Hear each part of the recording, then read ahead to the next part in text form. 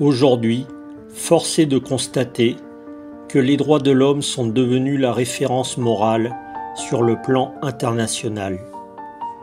Or, ce culte des droits de l'homme a comme source la gnose. Mais qu'en est-il réellement? La gnose est une doctrine ésotérique ancienne, proposant à ses initiés une voie vers le salut par la conscience de vérités secrètes sur Dieu, sur le monde et sur l'homme, transmise de façon élective.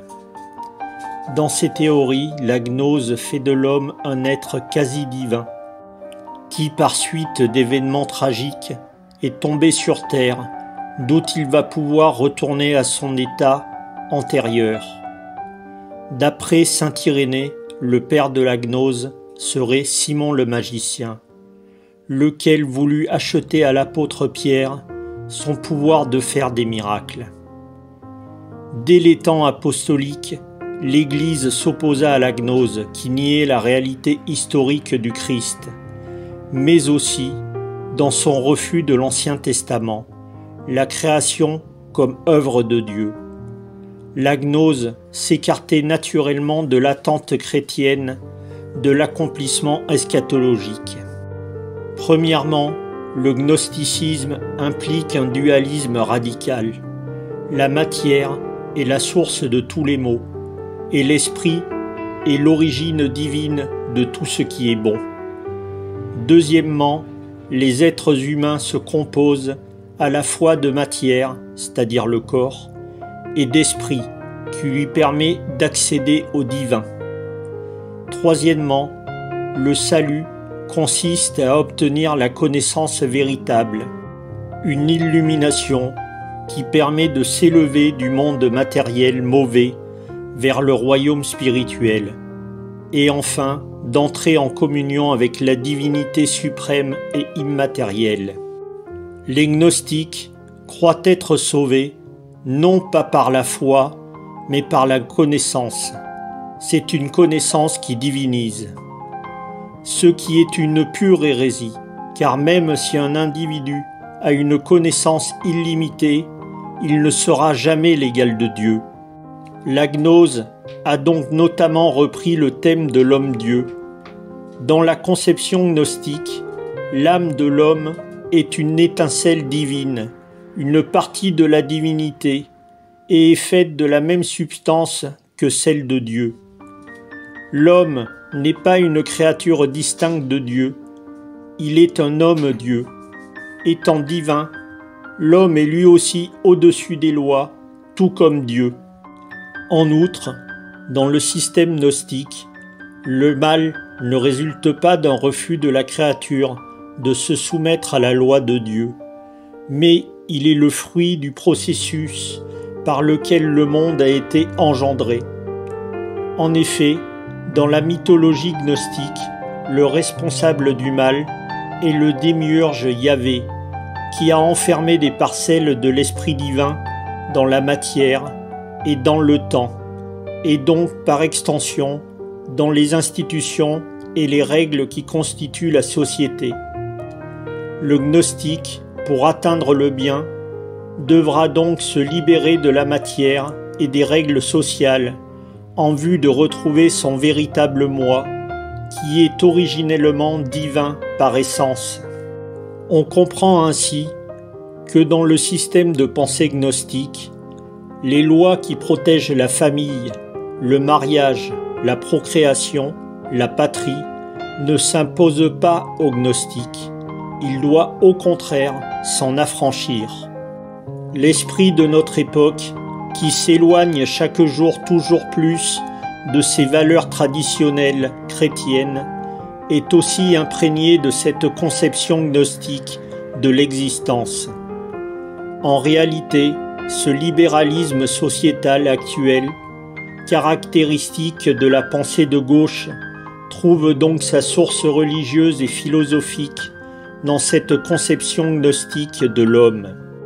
Les gnostiques sont les ancêtres des libéraux et des progressistes actuels, qui font de l'individu un roi se donnant à lui-même ses propres lois. Dans leur système, La morale n'est plus une norme objective extérieure donnée par Dieu, mais le produit purement intérieur de la subjectivité. Dans leur conception, le critère ultime de la moralité des actes est la seule sincérité. Même si je commets un acte objectivement répréhensible, ce qui compte, c'est que je sois sincère. Nous pouvons d'ailleurs constater que la secte conciliaire a épousé le monde. Selon elle, de leur union doit naître un homme nouveau. D'où la déclaration blasphématoire de Vojdila Jean-Paul II. Ouvrez les guillemets. L'homme individuel, comme personne, est la réalité suprême de l'univers.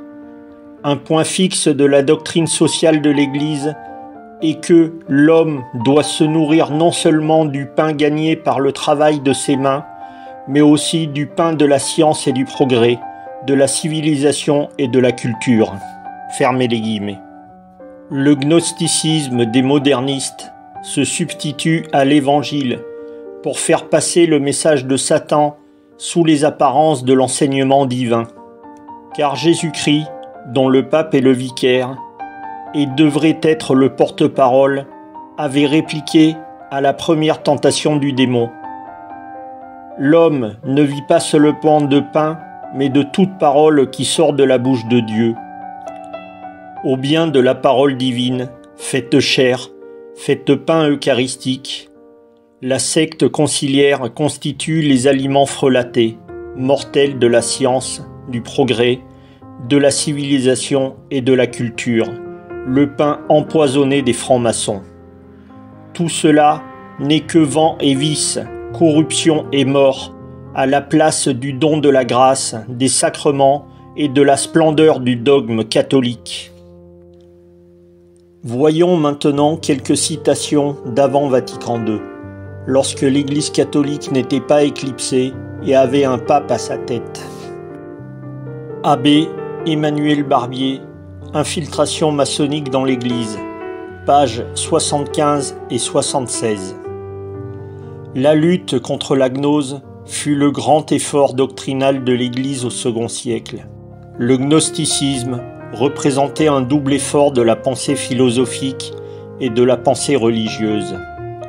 Le premier cherchait à absorber le christianisme en le transformant en une philosophie religieuse. L'autre tendait à lui trouver un sens plus profond que ne comportait la simplicité de l'Évangile et à le transformer en une mystagonie d'initiation et de rêve. Dans les deux cas, c'était une science plus haute, qui prétendait se substituer à la foi commune et ordinaire. Le gnostique était censé comprendre sa foi et en avoir percé le mystère. Émile Amélino, Essai sur le gnosticisme égyptien, page 13. Voilà ce que sont la gnose et les gnostiques, un enseignement philosophique et religieux dispensé à des initiés, enseignement basé sur les dogmes chrétiens, mélangé de philosophie païenne, s'assimilant tout ce qui, dans les religions les plus diverses, pouvait étonner les croyants ou orner le système avec une splendeur et une magnificence capables d'éblouir les yeux. Au fond du gnosticisme, il n'y a qu'une trame unique. Chaque initié, passé maître, était libre d'y appliquer les broderies les plus propres, à faire mieux ressortir sa pensée.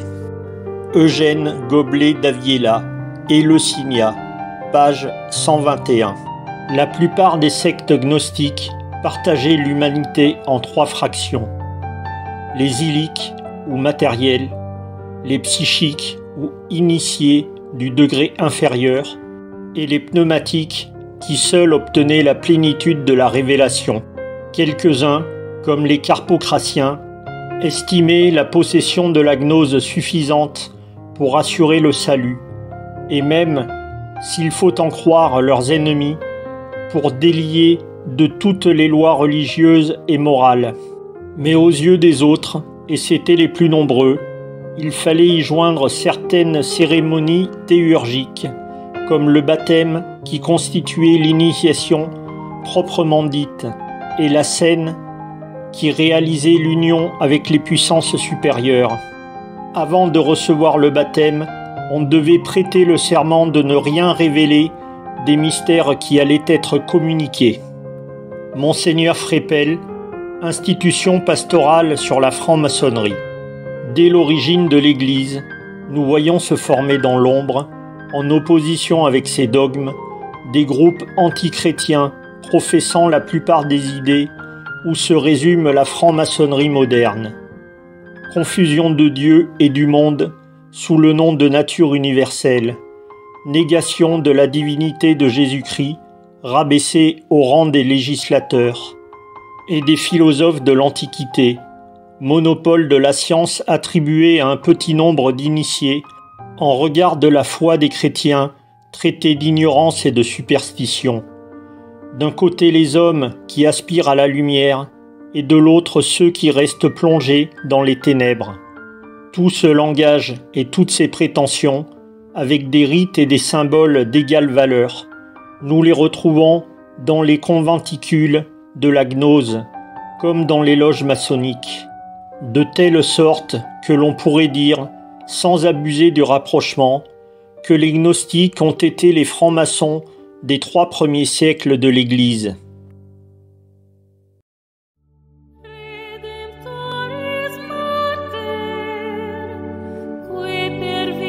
Cieli porta manes,